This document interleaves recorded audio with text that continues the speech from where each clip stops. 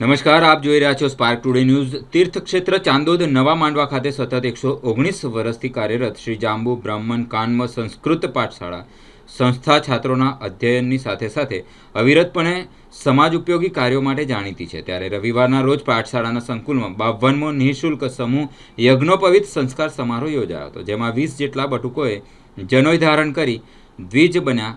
સવારથી જ શાસ્ત્રોક્ત વિધિ પ્રમાણે યજ્ઞોપવિત સંસ્કાર સમારોહનો પ્રારંભ થયો, જેમાં સંસ્થા દ્વારા સહયોગી દાતાઓ અને આગેવાનોને સન્માનિત કરવામાં આવે। વૈદિક વિધિ યજ્ઞોપવિત્ર ધારણ કરી સંસ્કાર પૂર્ણ થયા બાદ બટુકોની શોભાયાત્રા કાઢવામાં આવી હતી। આ પ્રસંગે સમાજના આગેવાનોની સહિત મોટી સંખ્યામાં પરિવારજનોએ ઉત્સાહપૂર્વક ઉપસ્થિતિ બટુકોને આશીર્વાદ આપી સંસ્થાના સમગ્ર આયોજનને બિરદાવ્યું હતું।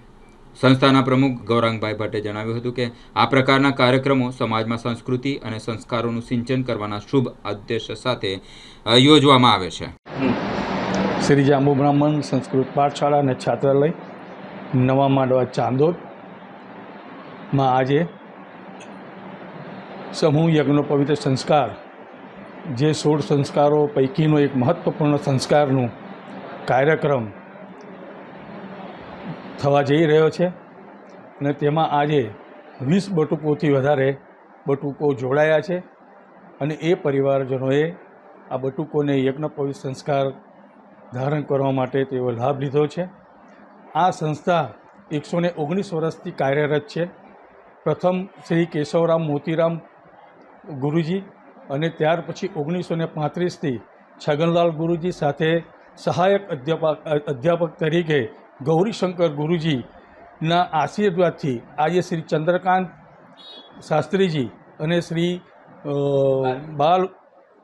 બાલકૃષ્ણ શાસ્ત્રીજીના આશીર્વાદથી આ કાર્યક્રમ અવિરત રીતે ચાલતો રહ્યો છે અને ચાલતો રહેશે। અને આ કાર્યક્રમની અંદર કોઈપણ બ્રાહ્મણોને અમે યજ્ઞોપવિત સંસ્કાર માટે અહીંયા છૂટ આપી છે અને આ પવિત્ર સંસ્કારમાં પૂર્ણ વિધિસર અને બ્રહ્મભોજન સાથે તમામ વિધિને આવરી લઈને તમામ નિઃશુલ્ક રીતે આ યજ્ઞોપવિત સંસ્કારનો કાર્યક્રમ અમે કરતા આવ્યા છે અને કરતા રહીશું। અને સમાજ તથા સમાજ સિવાયના બહારના લોકોનો પણ આ કાર્યક્રમમાં ખૂબ સહયોગ રહ્યો છે અને આ કાર્યક્રમ બહુ સરસ રીતે પરિપૂર્ણ થયો છે। આ સહકાર આપનાર સૌનો અમે ખૂબ આભાર વ્યક્ત કરીએ છીએ। ધન્યવાદ, આભાર।